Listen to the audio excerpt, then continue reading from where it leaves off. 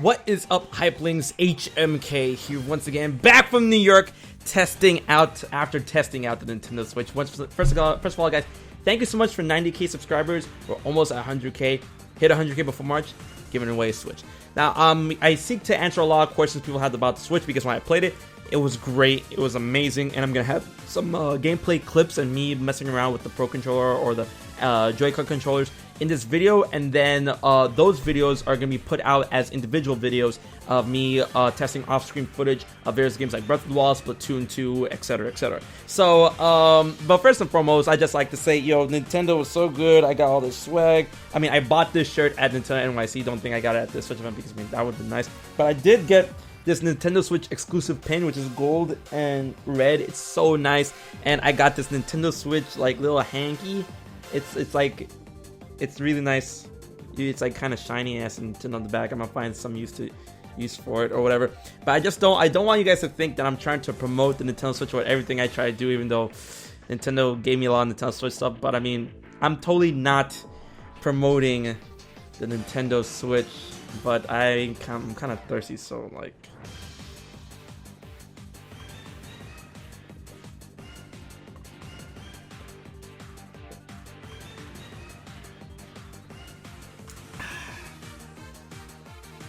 So anyways, the Nintendo Switch was a great event. When I got there was this huge line at the Aventi Motel or hotel or whatever, and I got there around like 9:30ish, 9:20ish, and I got there in line, and then a bunch of Nintendo. We were all waiting there for a while. A bunch of Nintendo Switch employees came out and said, "Make sure you have your tickets. Make sure you have your tickets." But in my situation, being media, I didn't get a ticket.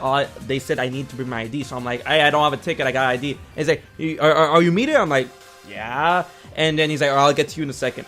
And then from the back, I see him grab my boy Etika and D1. I'm like, "Yo, is that my boy Etika?" And Etika's like, "Yo, HMK!" And then yo. And then after he got Etika, the worker was like, "Okay, you," because Skyward Wing was with me, and the two people that we got as our plus ones were with us as well. And so he's like, "You and you come with me." And then I'm like, "Oh!" So then all the media people that got these special email invites got moved to the front of the line. And as soon as we're passing everybody, everyone was like, I'm like, so we moved to the front of the line, and then we got checked in by our contacts.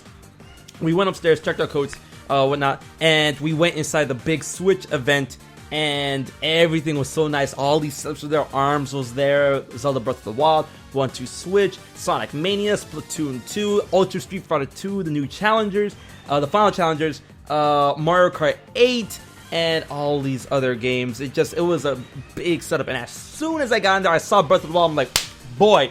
So I ran over to the Breath of the Wild setup, and we were able to play a couple minutes before they let everyone else in. So that was really cool. Thanks, Nintendo. So Breath of the Wild and playing the Switch in general, just the controls were really small. I am not joking when they show how small the Joy-Cons are on the grip and everything. It really is that small. However, it felt so right. It wasn't uncomfortable at all. Like, I was really afraid. And I'll be the first one to tell you that when controllers feel booty or ass or whatever. But this, no, it felt right. It was small, but it was inviting. It just felt right in your hand. It was small, but it wasn't too small for people who have big hands, and I have like long fingers. So I was playing Breath of the Wild on the Joy-Con grip at first, right? And I asked the guy, like, "Oh, can I try this?" And I took it out, and it's so easy to take out, in and out, and then there isn't really a hard lock. There is a locking mechanism on it, but it isn't really something that, like staggers or gets really rusty or whatever. And then you click it in, and then you play on the Joy-Con grip. And all the controls are so tight and sensitive. However, the one thing I do have to mention that a lot of people have been asking me on Twitter and stuff, does the Switch controls have analog triggers? It does not have analog triggers. The triggers are digital. So that leaves GameCube Virtual Console rumors and stuff left in question or possibly in the dust. That being said, everything is so responsive. It felt really good. It felt really right. The control sticks were the right like size and texture, and each control stick has a button. So it's like R3 and L3 is something if you're really familiar with Xbox or PlayStation. And the button mapping was really good. The 4 buttons at the top control on the bottom, control on the top, and then it has like, it's supposed to be kind of a D-pad, but instead it's like 4 buttons to emulate a D-pad, and then you have the 2 triggers on each side on the top, and everything felt really good. But when you take out the Joy-Cons and mess around with them a little bit, they still feel right. And on the inside part of each Joy-Con, it has the L and R buttons, unless you wanted to play with one Joy-Con piece, and I'm gonna get to that in a little second. So when I took the 2 Joy-Cons off, I fiddled around with a little bit before the dude told me, like, okay, so you're gonna have to put them onto the Switch itself for security reasons, because they didn't want anyone playing with tabletop mode for Breath of the Wild or anything like that. Tabletop mode was reserved for like demonstration. You couldn't really play tabletop mode because they didn't want the Switch just like hanging there, right? So they told me to put 2 Joy-Cons on each side, and it was fast and it's simple. It wasn't like something that you're gonna have to like when you have to put a charger in right, or like a controller in right, or fiddle with something in order to make it fit right, like a puzzle or like some sort of stagnant piece. It was simple. You take them off, the Joy-Cons, and then, or it was really just like ding, like switch, right? So we put them in, and I take it out of the dock, and I just gotta say, I fiddle around with the dock a little bit, like taking it out and putting it back in, taking it out and putting it back in. It slides so well. It's not like you have to aim, you have to put it in a certain way and then aim for little parts for it to jack in or whatever. It just reads it just like that. Of course, you're gonna have to line up the Switch screen with the dock in order to make it in symmetry, but it's not like you have to like aim for a jack, you know, because that would be so fucking annoying. And like aim for a jack, okay, all right, it's not there, all right, I missed a little bit, okay, all right, got it. No, it wasn't like that. So you take it off and put it down. Like it's a Switch. It was literally a fucking Switch. So I take it off. I'm playing Breath of the Wild on the Switch itself, and I'm telling you right now, that game looks so good on the Switch, on the handheld version, on the mobile version of the Switch. It looked insanely good. It looked better than any fucking thing you would see on YouTube, or like any type of 1080p or 4K screen you had. It was 720p on that small screen, and it looked too good. Like it was weird. And then a lot of people were saying that. A lot of people were asking me. People were saying that it looks better on the mobile version than it does on the TV.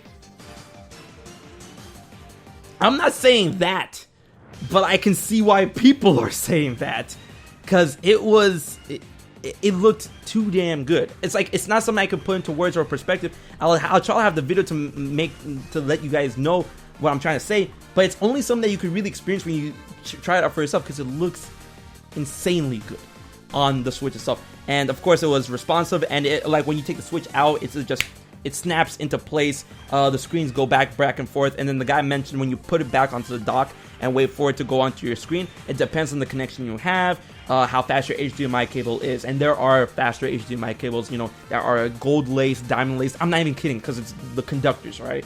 So the faster your cable is, the faster it'll appear back on the screen. So you better gotta go for that diamond encrusted thing. Not it's like, search it up. So when I'm playing on the Switch, it felt responsive, it felt good, and like it didn't feel too big, it didn't feel too like wide. It was just like you're playing it, and it felt like a real ass controller. Despite like that, it felt way better than the gamepad. I'm telling you right now, it feels infinitely better than the gamepad. So after a while, I wanted to play back on the screen to try it out, you know, test out the Joy-Con a little bit more. So I put it back on the dock, take it off, put it back on the grip, start playing some more. And the game just felt good. I want to talk a bit more about Breath of the Wild, just a little bit, because it was the same demo. Now, don't get me wrong, it wasn't the same exact demo. It was just like the same demo in a sense where you awaken from the Shrine of Resurrection and you just go, right? So that was the demo. But Breath of the Wild on Switch looks a lot better. It is so damn noticeable better than the Wii U version that I played at least at E3, right? So it's a lot better. It loads faster, and I am not gonna front. I am not gonna play around with you guys. What people are saying are true. There was a little bit, not a lot, definitely not as much as the Wii version. I did notice a few frame drops. Relax. All right. First of all, this is a demo that I played, and it's probably not gonna be the full version, and hopefully the full version will be optimized. Alright, but I did notice a few frame drops, but they weren't as bad or as long as the Wii U version. I am telling you this right now. The explosions, when I messed around the explosions, it did not drop. The reason why I think it dropped a little bit sometimes, it was trying to render everything out in the distance. When I tried to look at things, and then it was a small drop, and I think that small drop was it trying to load up what I could see, because you could definitely, it's a way longer draw distance than the Wii U version, and you can see things in the distance a lot clearer than you could in the Wii U version. So I think that's why the frame dropped a little bit, because like in combat or anything else, explosions, it didn't drop. All right, so in various moments where it did drop in the Wii U, it did not drop on the Switch. The game looked great. It looked better. It looked cleaner. The graphics were a lot more detailed. There is more detail. There's a lot more definition on the Switch version than there was on the Wii U version. So that's great. All right, moving on from Breath of the Wild. The next game I played, ARMS. Oh my god, guys. I was one of those people that were like, what the fuck is ARMS? What is this crap? I'm like, this is not going to be great. I played ARMS. Holy shit. You guys need to play ARMS. ARMS is so fucking good. That game is literally my number 2 out of all the Switch games, all the Switch games besides Breath of the Wild.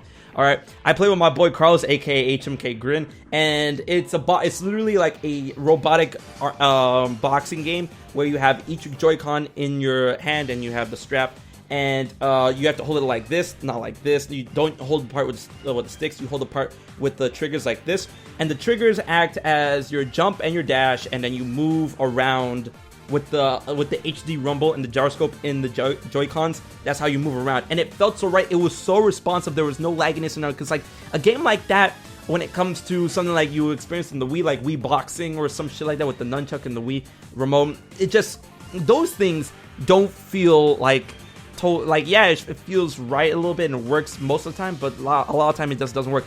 This was like 100% of the time super sensitive, super responsive, and it was good, and it was fun. It was literally, and then it's not hard to control. Like you punch.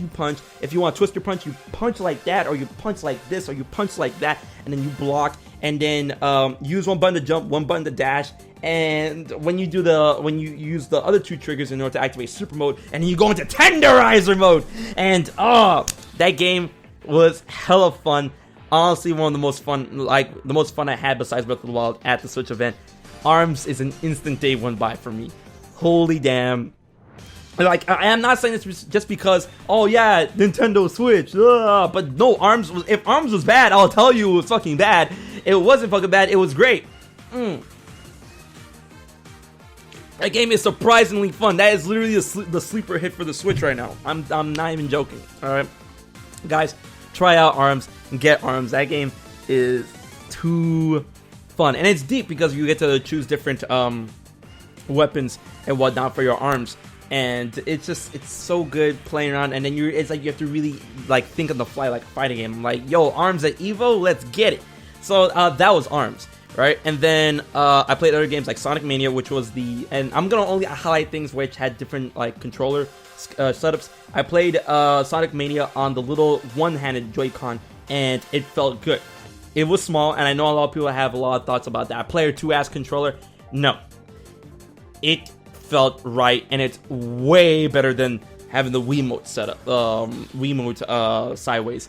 It felt good, it felt right, and it didn't feel overbearing with people with big hands and stuff like that. So like the stick is here, the buttons are here, and then you have an L and R within the Joy-Con like that. And I was playing Sonic Mania, and that game was good. Like the game itself is like, it's just Sonic, but I'm just talking about the Joy-Con, and it was great, and the HD rumble within it was just like so right. Like when when you would have the Fire Sonic shield and you'll boost to the boost forward, you could feel like the HD rumble like go to the side, and it's like whoosh, whoosh, whoosh, and I'm like, damn, like chill, like. And then when Sonic would drop, you feel the HD rumble drop. Like the HD rumble literally rumbles in the direction for you guys. It is insane. Nintendo, why? Oh my goodness. After that, I played a bit of Splatoon 2. Splatoon 2 was great. It looked a lot better than Splatoon 1 1080p 60 frames per second. But the thing is, I played mostly on the mobile version, which is 720p 60 frames on the mobile version. I saw people play on the TV, and that looked great. And the gameplay was definitely good. It felt weird because they did some changes with the controls a little bit, but it felt right. All right, and then we went to play Fast Racing Neo, and that's when I played on the Pro controller. Not Fast Racing Neo, Fast RMX. and the game looks infinitely better than Fast Racing Neo, and I hope it comes out at launch. I was able to talk to the art director there, and he he showed us the controls and stuff, and then they changed the controls from like red phase to blue phase to the X button instead of one of the triggers, and the Pro Controller feels good. And the Pro Controller itself has a gyroscope, the gyroscope, the rumble, and the NFC reader on it. So everyone's asking, why is the Pro Controller so expensive? And that's why it's so expensive. I understand why it's expensive, but like, damn, it is expensive. But I understand why, because it has a lot of features within it. It's expensive technology, so that's what it is. Oh my goodness, that Switch. Everybody else.